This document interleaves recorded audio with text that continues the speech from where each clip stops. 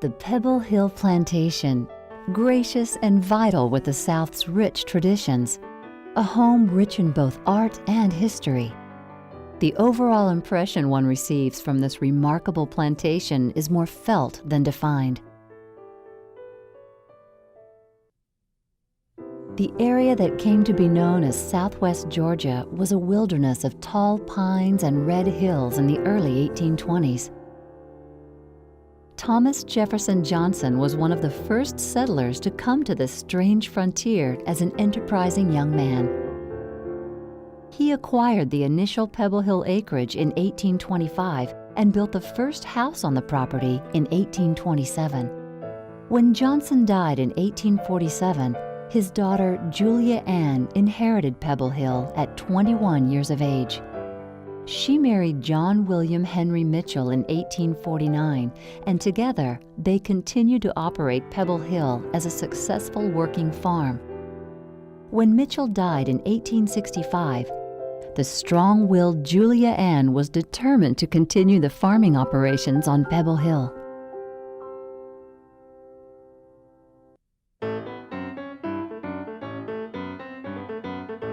Around the same time, in the late 1880s, Thomasville was enjoying popularity as a major winter resort. Many northern visitors were coming by private rail car to spend the winter months in this little South Georgia community. Visitors were attracted to the area for its good climate, abundant hunting, and accessibility by rail. Thomasville was progressive in its thinking and built large hotels to accommodate the winter guests. While many of these visitors stayed in the hotels, many others purchased available properties. Plantations that were working farms were sold to the Northerners, and Thomasville's history was changed forever. In 1896, Pebble Hill was sold to Howard Melville Hanna of Cleveland. Hanna gave the Pebble Hill property to his daughter, Kate Benedict Hanna Ireland, in 1901. Kate was married twice. Her first husband was Robert Livingston Ireland.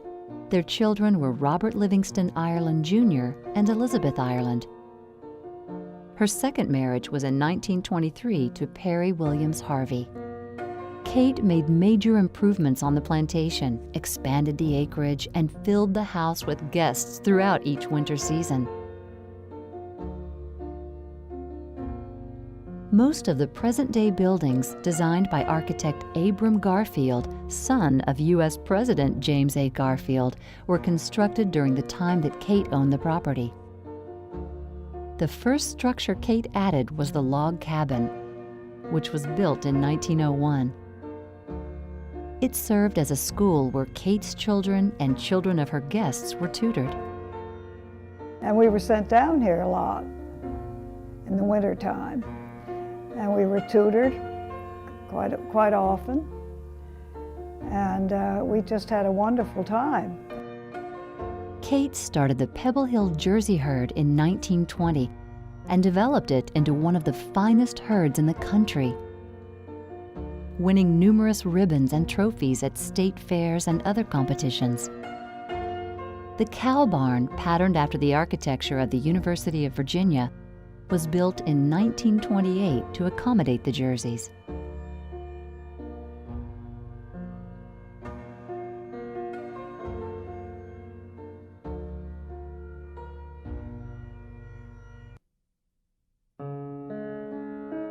Tragedy struck in 1934 when the 1850 portion of the main house was destroyed by fire.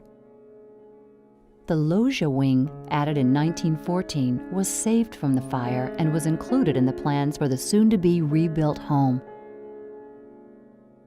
The new house was constructed in the following 18 months and was completed in January 1936. Kate died in May of 1936, and her daughter Elizabeth, or Pansy as she was known, became Pebble Hill's mistress. Pansy preserved what her mother had created and enjoyed Pebble Hill as her main residence until her death in 1978, continuing many traditions established by her mother, such as Easter celebrations and Christmas parties at Piney Grove Church for the staff. the big deal for us was Christmas, of course. And at one time when my grandmother's nephew came with a friend, and instead of getting up promptly so we could go to the Christmas tree early and get the presents, why, they were allowed to sleep late, so we had to pace up and down what we call the loggia, the long hall, waiting to get in to see what Santa Claus had left for us. Pansy was married in 1946 to Parker Barrington Poe.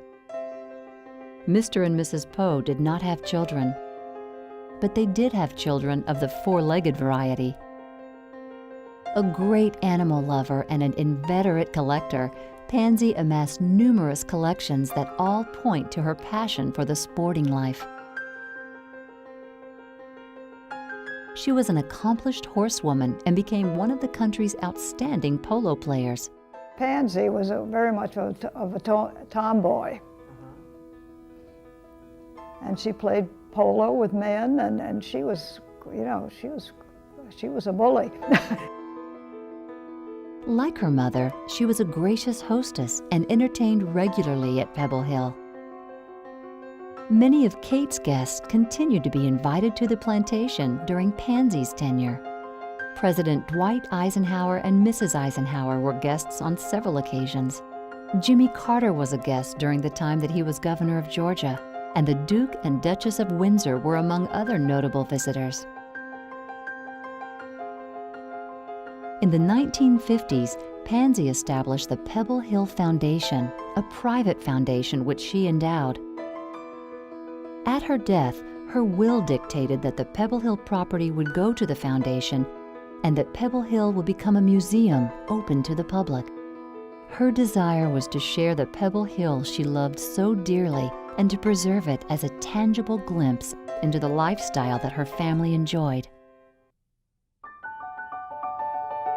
Pebble Hill was first opened as a museum in October 1983. Visitors come from around the world to marvel at the wonderful main house with more than 40 rooms, which are furnished entirely with Hanna family furnishings, and to be amazed at the stately architecture.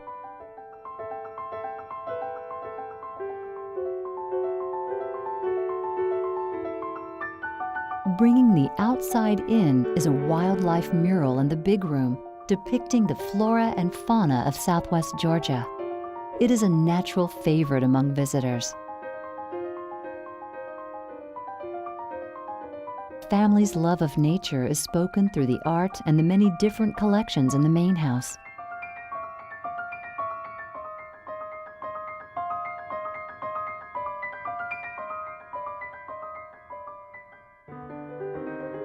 The elegant main hall is dressed with 33 Audubon lithographs, and the main dining room is a room that was often filled with guests in Pebble Hill's heyday.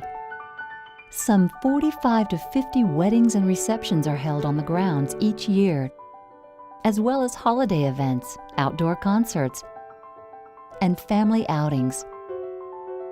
Even corporate and civic events are held on the plantation. A recently renovated barn gives Pebble Hill its first indoor facility for special events. This state-of-the-art, approximately 4,000 square foot structure is centrally heated and air-conditioned. It has a large fireplace, 2 terraces, and a magnificent view of Pebble Hill's natural surroundings.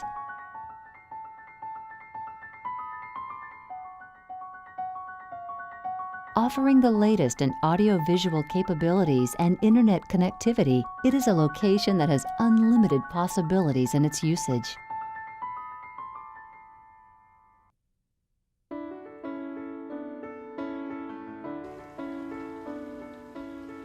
Pebble Hill, in all of its beauty, where pines and magnolias throw long shadows across lush green lawns and gardens, is a place where history can become a part of the modern world.